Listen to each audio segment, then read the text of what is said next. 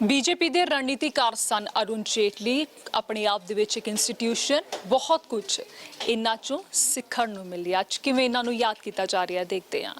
और पूरे देश ने एक बहुत बड़ा नेता अरुण जेटली जी को खोया है और ये क्षति पूरे राष्ट्र के लिए है, पार्टी के लिए तो है ही है। और पिछले कुछ अरसे से इस प्रकार से देश ने अनेक नेता खोए हैं और आज सचमुच में बहुत दुखी है हृदय जब हमने देश के एक और वरिष्ठ नेता अरुण जेटली जी को खोया है। जेटली जी की खासतौर से विशेषता एक प्रखर वक्ता के रूप में और खासतौर से जब भी कोई टेक्निकल इशू होता था, टेक्निकल मुद्दा होता था जहां पार्टी को उस विषय को या सरकार को उस विषय को लोगों के सामने रखने के लिए जो है वो प्रभावी ढंग से किसी की आवश्यकता होती थी तो नाम जेटली जी का आता था। मैं समझता हूं कि जेटली जी ने चाहे वो राज्यसभा में अपोजिशन के नाते और राज्यसभा और लोकसभा के अंदर एक मंत्री के नाते विभिन्न विभाग उनके पास रहे, फाइनेंस उनके पास रहा और फाइनेंस के अलावा जो है वो डिफेंस मिनिस्टर भी रहे। और उसके साथ साथ में जीएसटी एक बहुत बड़ा कंट्रीब्यूशन उनका पूरे देश, वन नेशन वन टैक्स जो है वो ने एक नया कॉन्सेप्ट पूरे देश के समक्ष दिया और उसके कारण भी पूरे देश भर में एक अलग उनकी एक पहचान बनी। ऐसे एक नहीं अनेक ऐसे इनिशिएटिव्स पूरे देश के लिए उन्होंने लिए, जिस रूप में लिए, और उसमें देश जो है उनको कभी भूल नहीं सकता है। एक साल में ही हमारे देश में और चाहे प्रदेश में हो हमारे बहुत ही जो मूर्धन्य कार्यकर्ता कहना चाहिए, लीडर कहना चाहिए, वो हमसे बिछुड़ गए हैं। अरुण जी एक बहुत ऊंचे विचारक, चिंतक, चाहे एक विधिवेत्ता के नाते, एक कुशल वित्त मंत्री के नाते उनकी एक अपनी पहचान थी। जो देश के बुद्धिजीवी वर्ग है, बुद्धिजीवी वर्ग में उनकी एक अपनी पकड़ थी और बुद्धिजीवी वर्ग उनको एक अलग से उनको एक सम्मान की दृष्टि से देखता था।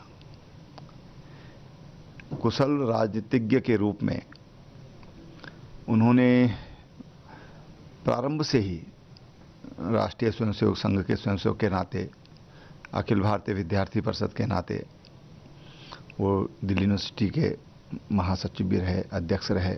कभी भी उन्होंने अनुशासनहीनता को बर्दाश्त नहीं किया। वो कहते थे कि भारतीय जनता पार्टी के कार्यकर्ता हों या अन्य संगठनों के जो वैचारिक दृष्टि से नज़दीक हैं, उनका यह रहता था कि भाई अनुशासन किसी भी हालत में नहीं तोड़ना चाहिए। शुभचिंतक गण हैं, उन सबको इस दुख को सहने की क्षमता दें, संबल दें, इस बात की प्रार्थना करता हूँ। देखिए मैं अभी दिल्ली जाने का कार्यक्रम बना रहा हूँ और अपने प्रदेशवासियों की तरफ ओर से अरुण जी को श्रद्धांजलि दूंगा, क्योंकि राज्यसभा में उत्तर प्रदेश का प्रतिनिधित्व करते थे और इसलिए उनके प्रति अपनी नम्र श्रद्धांजलि हम लोग अर्पित करेंगे। ये बहुत ही दुख की घड़ी है जिस समय देश के एक बड़े ही अग्रणी नेता माननीय अरुण जेटली जी का दुखद निधन हुआ है। आदरणीय जेटली जी ये एक विद्यार्थी नेता के रूप में उभरे, दिल्ली यूनिवर्सिटी के प्रेसिडेंट बने और उसके बाद लगातार समाज सेवा में, जन सेवा में, देश सेवा में वे रत रहे।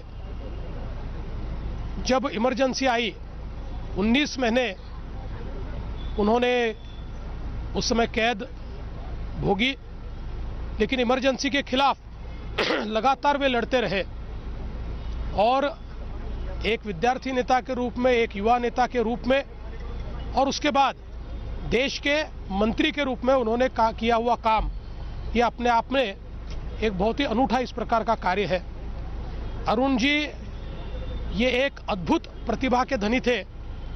वे डेजिग्नेटेड सीनियर काउंसिल थे, लेकिन देश के आला अधिवक्ताओं में उनका शुमार था और बहुत ही कुशाग्र बुद्धि होने के कारण जिस प्रकार से लीगल फील्ड को अरुण जी ने कंट्रीब्यूट किया है, मैं ऐसा मानता हूं कि वो भी एक बहुत बड़ी अपने आप में उनकी पहचान रही है। तो जेटली जी से बेहतर कोई प्रवक्ता मिलता नहीं था। विषयों का विश्लेषण करना, उसकी गहराई में जाना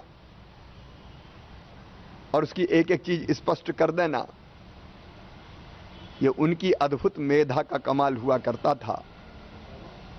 भारतीय जनता पार्टी को खड़ा करने में जेटली जी का अतुलनीय योगदान है। 2003 में वो मध्य प्रदेश के प्रभारी थे। भारतीय जनता पार्टी की सरकार को बनाने के लिए जो काम उन्होंने किया था वो अद्भुत था। पहले कोई कल्पना नहीं करता था कि बीजेपी की सरकार हम बन जाएगी। पार्टी में हमेशा वो फैसले करते थे मेरिट के आधार पर। व्यक्तिगत संबंध मेरिट पर कभी हावी नहीं हुए। लगातार उन्होंने नैतिक मूल्यों की राजनीति की और जो काम मिला उसको अद्भुत ढंग से उन्होंने संपन्न किया। एक नहीं अनेकों स्मृतियां हैं, यादें हैं।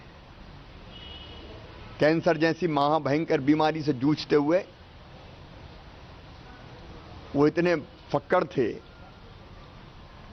कि हमारी राष्ट्रीय चुनाव समिति की बैठकों में रात को 2-2 बजे तक बैठे और जब वो बैठते थे तो माहौल को बहुत सरल और सहज कर देते थे।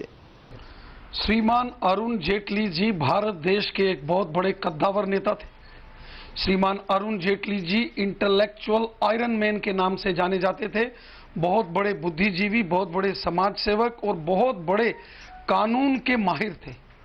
जब जब इस देश के ऊपर कोई संकट आया, एक सैनिक की तरह श्रीमान अरुण जेटली साहब ने काम किया। अरुण जेटली साहब भारत माता के एक वीर पुत्र के नाते से जाने जाते हैं।